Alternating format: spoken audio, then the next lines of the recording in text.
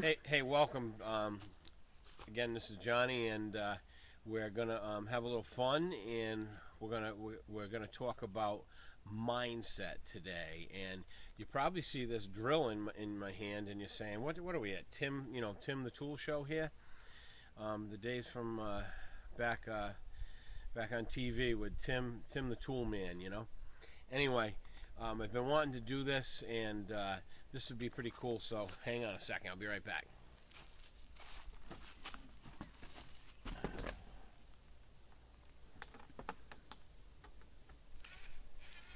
This is called the Insta Office right here. There we go. Wonderful. Now we actually have the whiteboard on the tree here, out in the on the farm, where this is where we're going to shoot this video. And my assistant Jamie, my daughter, actually has my marker and my cheat sheet. What I did is I put together. I just kind of want to go in order. We wrote this earlier, and I want to go in order. So the first thing that you have to do to create success, and I'm telling you from my own experiences, at 18, I had a business for 34 years, and although this video isn't about me, I can only share my experiences, And at like 18 years old, I left my dad's family business to go out on my own and follow my dreams. And I look back and I had the mindset. I never read any books till afterwards. And you say to yourself, "Wow, I actually did that. That actually worked." And then it kind of clicks, and you're like, "That makes sense." So one of the first things I'm going to tell you is you have to believe in yourself. Okay. You have to believe, okay? And and you know, and that sounds corny and this and that, but it's a God's honest truth. If you don't believe that you can do something, chances are you're not going to be able to pull it off. Now that does not mean that you have to know everything that you need to know about that particular subject. Mine was building hot rods and painting cars. And when I first started, I didn't know what I was doing, but I said, I'm the man. I'm going to make this happen. I'm going to pull this off, and it's going to come out beautiful. And that's basically the mindset that helped me. And you have to define what you're going after, what you want, right? So that would be define your why.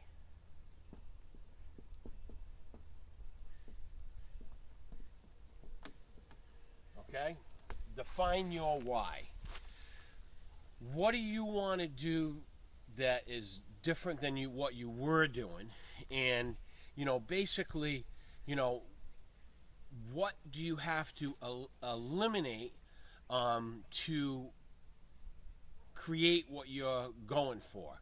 So you need to really sit down and say to yourself, what are my main reasons? It has to be strong enough, or you're going to probably quit halfway through it and never reach success. For me, it was, basically, no plan B. I'm going to go make this happen. I don't care if I have to do it 8 times to get the result I'm looking for. I'm going to make it happen. So, that is crucial. So you define your why, and you eliminate plan B. So eliminate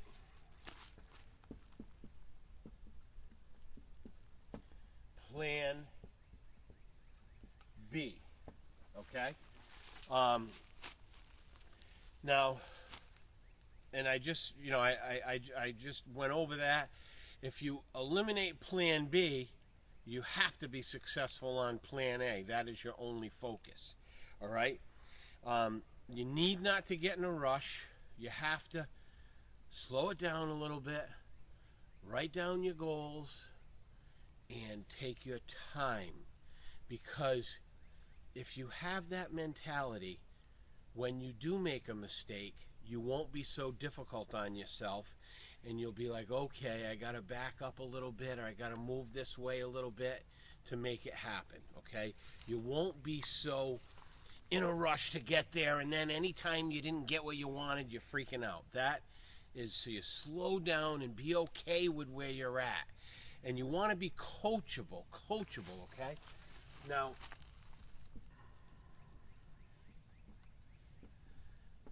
when I started out at 18 years old, I did not know everything. So I'd do as far as I could, and then I'd call one of my mentors and say, hey, look, at this point, I'm stuck. Come help me. And I would do whatever I had to do. Maybe I'd have to go sweep the floors. Whatever I had to do to help my friend to help me. So you have to be coachable and listen to other people that are producing the result that you wanted. In this case, my friend was 10 years older than me. He was producing the result I wanted. So I listened to him. And this I learned more and more as we grow up in life, is you have to be able to turn off negativity. You can't listen to the naysayers. You can't listen to the guy on your left shoulder. I always say the guy on your right shoulder is Mr. Positive. The guy on your left shoulder is I can't do it guy. He's a negative guy. This isn't going to work out. This is, no. Listen to this guy. This is a guy that produces the pie, okay? So you listen to the positive guy. I had a little trick on that. Now what I would do is I got a yellow pad out. And the yellow pad trick, I would take and I would write down on the back page of the yellow pad any negative things that were bothering me, things that were holding me from reaching my goals, maybe things that I didn't love doing, all right? And it might have just been a simple task like doing the sales tax that month, or doing this, or following up on this, or doing something I didn't love doing. I'd put it on that pad, I'd write it down, and I would allow a certain amount of time per week to focus on that. It might be 2 hours or a half a day. And then the other 6.5 days a week, I'm focusing on the positive. I'm focusing on my result. If something negative came along into my game, I would say, okay, no problem. Get the pen out, whip out the yellow pad, and I'd write it down on that page, shut the pad, and keep moving on the positive. Little trick for you. Don't let the negativity keep coming in during your day. If it comes in, put it in its right place, shut the box, and move on to the next thing. Okay?